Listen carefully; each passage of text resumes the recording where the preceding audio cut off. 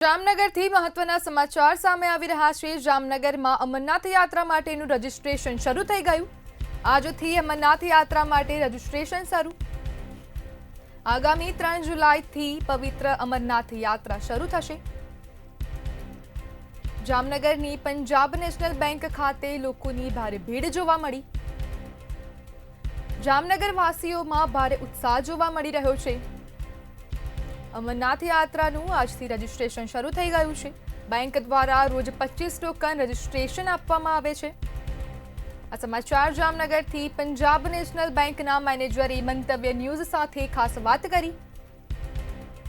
આગામી 3 જુલાઈથી પવિત્ર અમરનાથ યાત્રા શરૂ થશે। જામનગરની પંજાબ નેશનલ બેંક ખાતે લોકોની ભારે ભીડ જોવા મળી।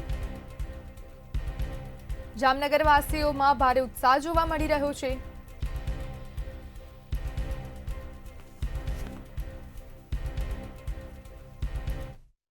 આગામી 3 જુલાઈથી અમરનાથ યાત્રા શરૂ થવાની છે ત્યારે જામનગરમાં ભારે ઉત્સાહ જોવા મળી રહ્યો છે અને મોટી સંખ્યામાં લોકો પોતાનું રજીસ્ટ્રેશન કરવા માટે ઉમટ્યા છે। જામનગરમાં પંજાબ નેશનલ બેંક ખાતે ઉમટ્યા છે। અહીં જે પ્રકારનું આપણે દ્રશ્ય બતાવીશ, મોટી સંખ્યામાં લોકો અમરનાથનું રજીસ્ટ્રેશન કરવા માટે ઉમટ્યા છે। ભારે ભીડ જોવા મળી રહી છે। આપણી સાથે બેંક મેનેજર જોડાયા છે। जी सर, बताइए किस प्रकार का माहौल है?